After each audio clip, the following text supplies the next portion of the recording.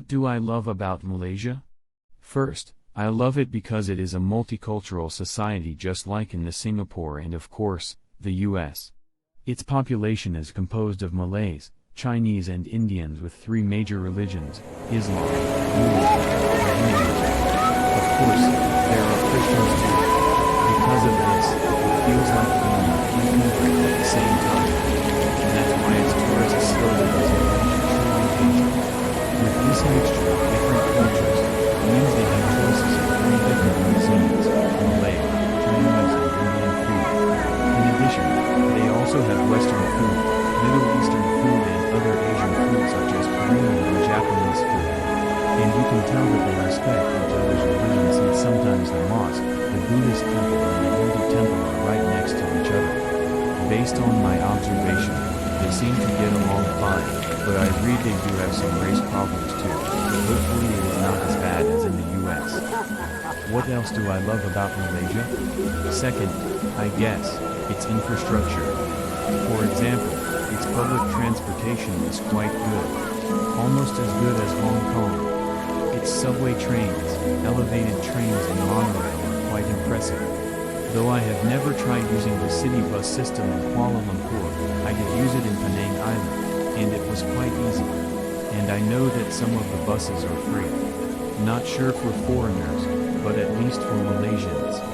As for taking the bus from one city to another, it is quite easy, and the bus terminals are like airports with gates and timetable boards for all the bus departures and arrivals. As for the bus themselves, they are very comfortable with an air conditioner which they tend to operate at very low temperatures. As for the taxi, I've never taken them, but I've taken Grab, which is the Uber of Southeast Asia. Actually Grab originated from here. Definitely it is the best. I just love it, and the price is quite reasonable. In addition, you can order food through Grab, which I did while I was in a lockdown in Penang, another city in Malaysia, for more than 3 months. Also in addition, you can use it to pay some stuff such as at a convenience store, restaurant or a cafe. The app reminds me of WeChat from China, but WeChat does a lot more, but I won't be surprised that more additional services will be added to the Grab app. Third, being a foodie, I definitely love to eat different kinds of food and to try new ones all the time, so as I just mentioned, with this mix of different cultures, you get the best of everything. If I compare Malaysia to China, in China, Chinese food are of course everywhere, and other kinds of food are only in selected places such as the shopping mall or certain districts, but of course, China is a big country, so even Chinese food are different from each other. There are Sichuan-style restaurants, Hangzhou-style restaurants, Beijing-style restaurants.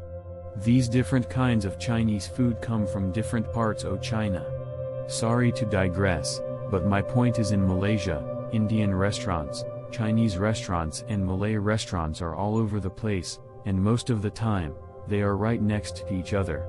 And I think, for me, that's a good thing. And of course, there are other kinds of food too such as Japanese food, Korean food and Western food, but you just have to find them, and most of them are at a shopping mall or certain districts too. And I just love that a lot of regular restaurants here are open air. It reminds me of Vietnamese restaurants which are mostly open air.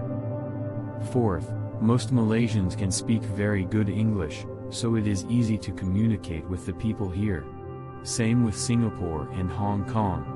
Compared to other Asian countries such as mainland China, South Korea, Japan, and Indonesia, it is quite hard to find anyone who can speak English, so in these countries, you really need to know at least some basic phrases in their language.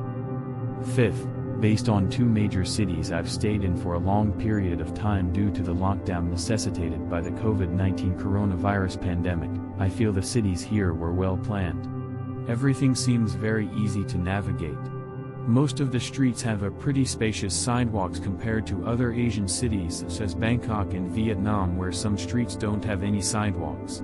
And the roads here are quite spacious, not narrow, unlike some other Southeast Asian cities.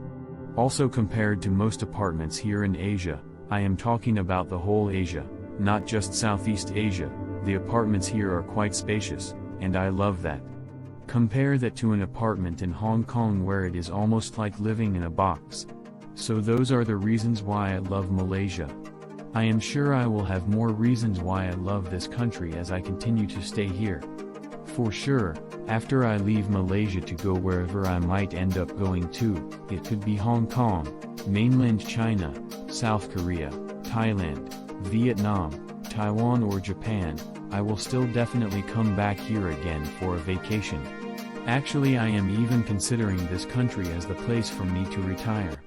Not that I want to retire, since I still want to continue what I love to do: photography, writing, filmmaking and media.